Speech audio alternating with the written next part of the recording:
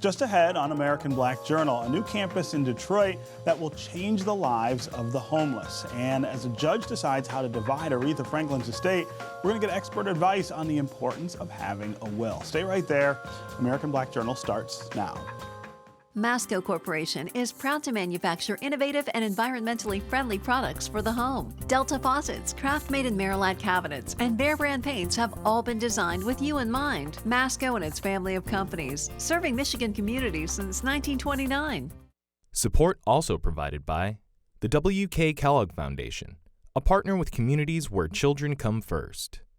The Cynthia and Etzel Ford Fund for Journalism at Detroit Public TV. The DTE Foundation proudly supports 50 years of American Black Journal in covering African American history, culture, and politics. The DTE Foundation and American Black Journal, partners in presenting African American perspectives about our communities and in our world. Also brought to you by Ally and viewers like you. Thank you.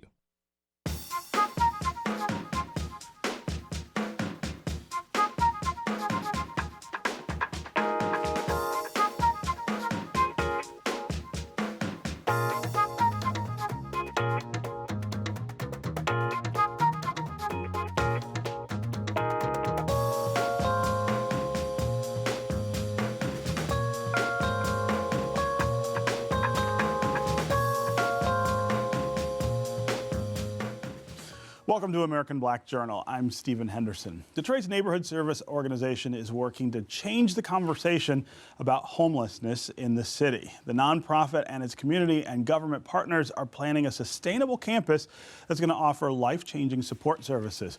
One Detroit's Will Glover has the story. In the McDougal Hunt neighborhood on Detroit's east side, the Neighborhood Service Organization broke ground on the Clay Center, a campus to end homelessness. What this campus is intended to do is help uplift them and giving them the tools, life skills, and support that they need so that they can pull themselves out of the situation. The Clay Center would be the first campus in Detroit to have a temporary shelter, provide homeless single adults with access to permanent housing, a medical residence, and fully integrated healthcare clinic. In 2014, when the economy was better, we had 3,000 homeless. And I said, what are we doing if we're spending the same amount of money and the homeless count doesn't go down? The Clay Center has been in the works since 2006, but the estimated $20 million plus facility hit a snag when the Illich-owned Olympia Development backed out of a verbal agreement to purchase the NSO's previous headquarters. That definitely was a concern, but for me, I really couldn't get too much involved because that was a private decision that was made between two entities. My main focus, again, is making sure that we are serving the population that is most vulnerable, and that is our homeless population. After another developer, MHT Housing Inc., stepped in to partner with the NSO, the project moved forward. Also joining the effort to provide affordable housing for 45 adults on the 3-acre campus was the Michigan State Housing Development Authority. They pay 30% of whatever their income is, and the rental assistance will help to provide the rest. Their income can grow over time, and then the amount of rental assistance that will be paid would decrease along with that over time. As the NSO continues to raise finances, phase 1 of the project for single adult housing is expected to be finished by 2020, with the 56-bed temporary shelter and medical clinic to come at a later date. No one chooses to just want to be homeless. We are providing all of the wraparound services to help them transition from homelessness to fully living and thriving in the community. Joining me now is the president of NSO, Linda Little, along with David Tinsley, a former NSO consumer who now works for the organization, and Chad Benson from the Michigan State Housing Development Authority. Welcome, all of you, to American Black Journal. Thank you, Stephen. Yeah, so Linda, let's talk about what you are building over there on the east side. That's not too far from where I grew up. I know exactly where that is. But talk about what you hope to do with this campus. So what we are going to do at the new campus to end homelessness is what we're calling it. We're going out and actually saying it. That is our goal. For those that we touch, we want to end homelessness for them once and for all. We do a lot of work in the community with the homeless population today, as you know, through the Tamani Center, a street medicine program. We have permanent supportive housing on Oakman Boulevard, one of the largest permanent supportive housing units in the state, actually. And we also have scattered site housing. This is unique because it's a campus that has all of the services in one In setting. one spot. In one spot, Yeah. that's correct, including integrated healthcare services, wraparound supportive services. So when they are in our catchment, looking for us to support and guide them through this process, we will have every tool at our disposal to help them through this transition. Yeah. One of the things I know is key with trying to help the homeless population is getting them to engage with organizations like yours. How are we going to get people to come to this campus for the help that they need? Well, you know, a good thing is in Detroit we have a system which is called a continuum of care that has access points for people to engage in support services to get housing. So actually we have, within one of our sites, we have an access point there. In this new project, an access There'll point be an access will point. be there. Yeah. And so that through that access point, people get, you know, there's an assessment that is performed to determine what type of housing they may qualify for and what type of support they need. Yeah. David, you were a consumer at NSO, which I really want to hear about that experience. What brought you to NSO? In 2008, I was released from prison into a program sponsored by NSO called the Prisoner Reentry Program. I was paired with a dynamic therapist for substance abuse services, and I was so excited about what he was doing. I picked his brain for everything that I could to find out how he got his job and what I needed to do the same thing. Yeah, yeah. And so from that point, I had ended up doing some other work, removing asbestos from schools and getting away from what I really wanted to do. But when that door closed, I came back and asked for a job at NSO. And I got the job, and Mr. Lewis Hickson, who was the operations manager at the Tamani Center, just said someone had to help you. So with that and deciding I wanted to finish college, get my associate's degree, I ended up going to Wayne State for my bachelor's degree, ended up going back to Wayne State for my master's degree. Wow. In the process, I'm on my 5th job with NSO. And so now, I mean, you're helping some of the same people, or people who are in the same situation in many cases that you were in. Well, I began at the Tamani Center. So I began at the ground level. From Tamani Center, I took another job as a path case manager. So I went into outreach and I found the people in shelters, under viaducts, in places not meant for human habitation. Wow. Put their cases together, identification, all the documents, eligibility documents that are necessary to enter into a program. From that job, the man who hired me retired, and then I got that job as operations manager. Wow. But I wasn't done because I wanted to be a clinician, so I went back to school, took another job as supportive housing case manager. When I graduated, I ended up being a supportive housing supervisor. Wow. Wow. 5th job. Yeah. When we talk about homelessness in the city and even statewide, give us an idea of how pernicious a problem it really is. It's definitely a problem, and it's definitely something that we, as an agency, recognize, and that's why we focus a lot of resources towards these types of, what we call permanent supportive housing developments. Because we see the value in sort of combining the resources that we have to be able to make housing affordable for people that can't otherwise afford it, with groups like Neighborhood Service Organization that has the connection points to be able to provide those services that really can leverage a lot of really good benefits, like David said, that otherwise it'd be very difficult to do. Yeah. So yeah. This is named the Clay Center, and that's got to be for Sheila Clay, a friend of mine who ran NSO for lots of years. I really, I remember when she came here to talk about opening the facility on Oakman, about the kind of hope that she had for it changing. I can imagine that this is just another big step forward in the things that she already started. She did, and this actually started under her leadership about 10 years ago. and it pulled together, really champions that have helped to make this day possible for us to sit here and talk about this new campus.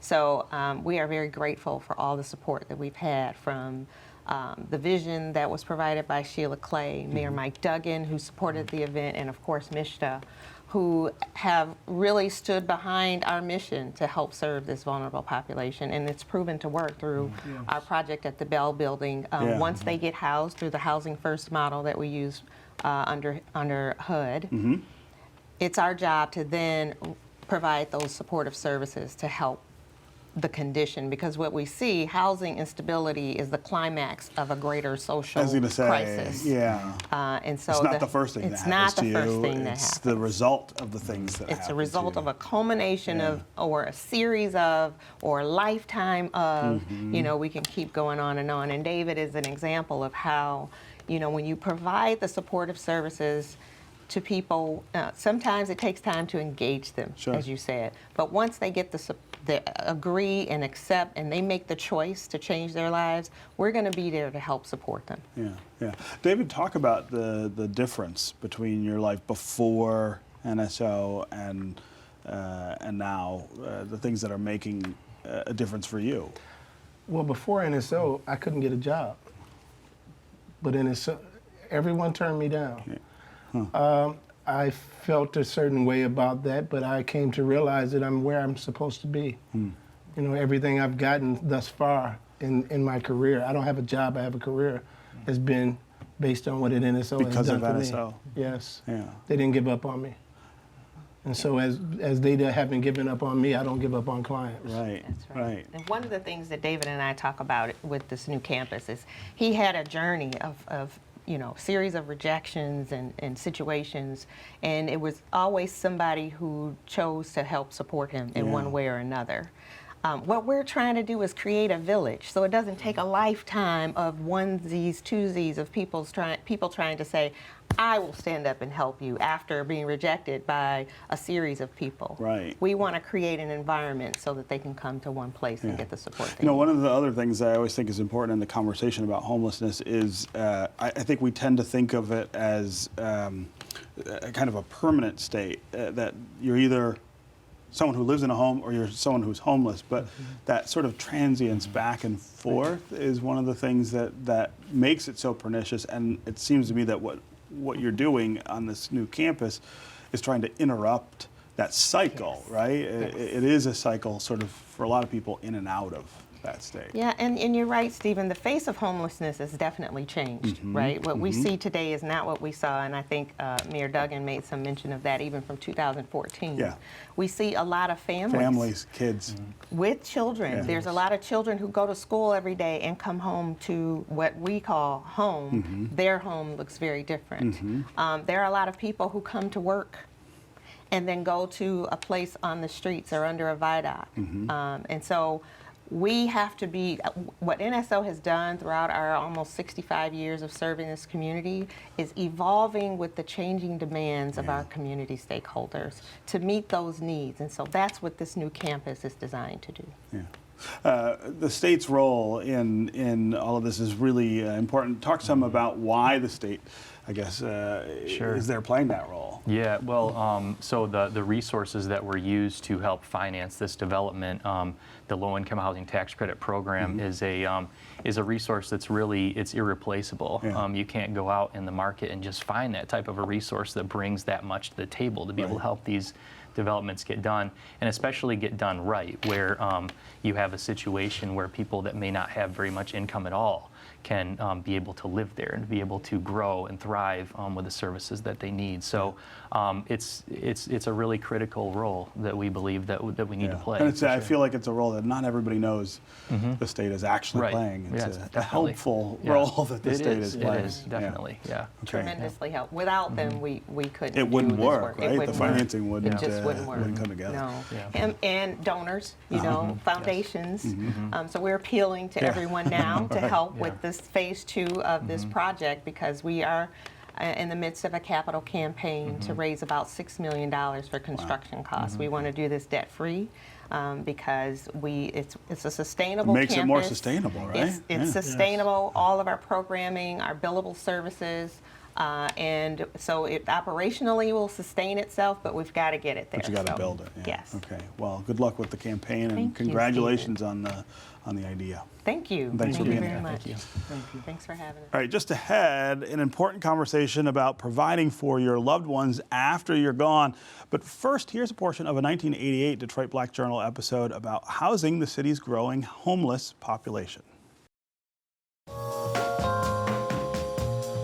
I think there's a lot that needs to be said. Number one, this is federal housing, and there are requirements relative to income. You can't be above a certain income level and live there. You do have to apply. There is a screening process.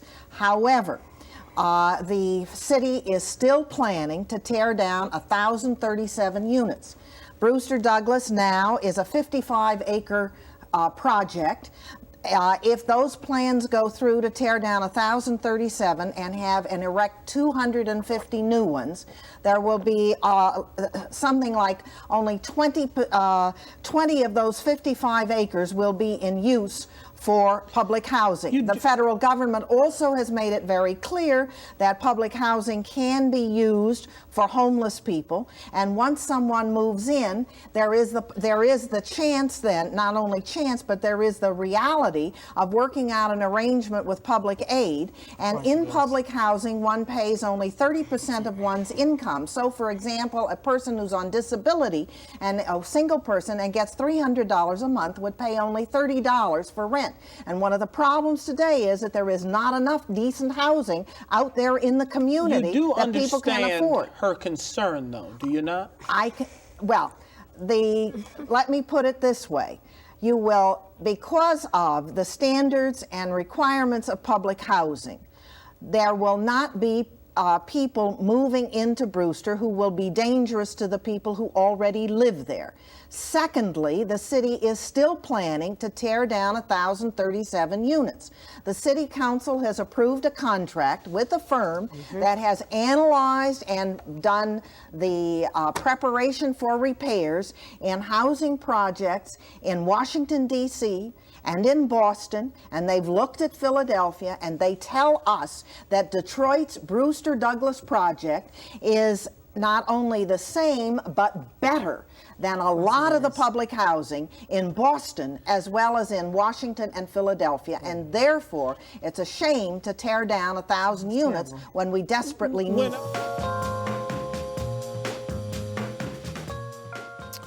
When the Queen of Soul, Aretha Franklin, passed away last year, it was believed she did not have a will. However, 3 handwritten wills were later discovered, and the distribution of her estate is now playing out in probate court. But it's not only celebrities who should make plans for their estate in advance. Here to tell us more is Terrence Quinn. He's the president and founder of the TGQ law firm. Welcome to American Black Journal. Thank you. I'm glad to be here. Yeah, I think we have all been watching in horror, in fact, as this plays out with Aretha Franklin's family. I mean, you feel for her, even though she's gone, that she didn't get this together, but you especially feel for the family, who I think have a right to be confused about what should happen because this wasn't made clear before she died. That's correct. And that's one of the major purposes of doing this kind of work in the first place is, when someone is gone or when they're in a place where they can't make decisions for themselves, one of the most important things is for us, those who are around handling business, we need to know what she wanted or what that person wanted. Right. And when you don't have that in place, we don't know, and it's left to people to guess and decide on their own. And typically a judge has to make that decision, and that's where the fights start to brew. Sure. And that's what's going on in Aretha Franklin's situation. So just quickly before we get to the idea of like how you avoid this kind of situation, what is the judge looking at in this case? You've got these handwritten wills that have surfaced there since she died. There is no will that she had before. What's the judge looking for in terms of what the authentic intent she had was when she died. Right. With regard to those wills, the judge is trying to determine, first of all, did she write them? Are they real? Are they real? Is she the one who wrote those? And that's part of the problem with doing a will on your own, drafting it yourself, and especially if it's what's called a holographic will, which is when you handwrite it yourself. Yeah. We don't know if you really wrote it. And that's part of the problem. So the judge first has to figure that out. They have had a handwriting expert involved, and I don't know the results of that. But even after that, there are 3 different wills at this point. Typically, the third in timing is the one that would trump should the matter others. the most. Yeah, should matter the most, but that also depends on what it says. So when you aren't using someone who specializes in the area to help you, and certainly if you do it on your own, you miss many of those components of a valid will. And that's the judge's decision at that point to determine if it is or not. Yeah. So I can draw from what you just said. The first lesson is don't do it yourself. Absolutely. Go get some help. I do a ton of workshops, and I always get that question at the beginning. You know, why not use a will kit? Why not go to LegalZoom or something like that? And I tell people all the time, you certainly can. We're dealing, however, with 2 of the most important questions anybody could ever deal with in their life. What happens after you're gone? And then also, if you're alive but can't make decisions for yourself, who makes decisions for you? Who gets to decide? That's right. I don't know. There are only maybe 2 other questions I can think of more important than those. Probably you shouldn't leave those to a boxed kit from the store. Right. I even take it further than that. I push the bar further, and I say you really shouldn't even leave that to an attorney who does not specialize in this area. If they aren't an estate planning specialist, my recommendation, don't use them for your estate plan. Right. Use them for what they specialize in. Yeah.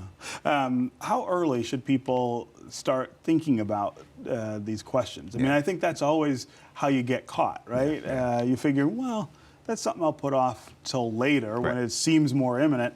But then, you know, things happen, and you're not prepared. That's right. We all know someone, who have approached a situation where something happened now, and they were young, they were older, wherever it was. We all know someone that fits that category. I always tell people that everyone 18 and over needs, at the very least, powers of attorney and a will. Wow. At the very least. If we get into talking about trusts and documents beyond that, that's based more on what you own and what you want to have happen, whether or not you want to avoid probate court. But for sure, 18 and up, everyone should have powers of attorney, validly drafted, as well as a will. Yeah. See, so that's a lot earlier than I would have thought the answer would be, but I'm certain that a lot of the viewers wouldn't place it quite that early. I mean, that sounds like one of the first things you should do in adulthood is prepare for the inevitable. Absolutely. We always tell parents, when your children are going away to college, make sure they have powers of attorney drafted. If something happens on campus and you call to get the medical report, the doctors are going to tell you we can't say anything. Because they're adults. Because they're adults now. So at 18, powers of attorney and a will. Yeah. What are the other things that people ought to be thinking about besides that power of attorney and the will? Yeah. So the whole discussion starts with probate court. Are you okay with your family going through the process of probate court after you're gone? If you are, then hey, maybe you don't even have to do anything. I think that's a bad idea. If you don't want your family in probate court, then you have to sit down with somebody to talk about how to make sure you avoid that. And there's several options. A lot of people, some people, not everyone, should have a trust drafted. Yeah, sure. And if you've got a lot of assets and... Yeah. So certainly if you have a lot of assets, but even if you want to avoid probate court, a lot of people think that a will is the way that you avoid probate court. You just drop a last will and testament. It says who's getting everything and you're done. What you're doing with a will is almost guaranteeing your family that they're going through probate court. But they have to go to court. Because a will is only for probate court. Most people want to avoid probate court. Generally speaking, a trust is the best way to do that. Yeah. I wonder also if this is of particular concern to the African American community. I mean, there are lots of discrepancies that affect us differently. That's right. In this area, I would imagine we may be even less prepared than we should be. Typically, that's the case. And in my experience, I've seen that part of the reason is because there is not a lot of information directed to the African American community to inform them regarding what they should do. And so for that reason, we end up cutting corners and doing other estate planning tactics, joint ownership, which is a terrible idea, adding your daughter to your property or something like that, and that leads to disaster oftentimes. Yeah, it complicates things. Absolutely, for sure. So if you're looking to take the first step in this way with yourself and with your kids, what is that first step? Yeah, first step is to contact an attorney. Yeah, absolutely. Contact an attorney who specializes in that area. Go to that person's website. Make sure you see estate planning, probate, maybe even elder law all over their site, not a bunch of different areas. And then in that meeting, you'll sit down and that person will be able to walk you through the different questions and ideas that will help that person make a good recommendation for you. That's what we do. We sit down and we do that. We go over what you own. We look at everything, no matter how little or how much. And then we kind of carve out an idea of what your plan should look like. Okay. All right. Well, thanks very much for being here and sharing the information. Yep, you're welcome. Thank you for the time. That's our program for today. You can go to AmericanBlackJournal.org for more information on our guests and to check out past episodes. And, of course, you can always connect with us on Facebook and on Twitter. We'll see you next time.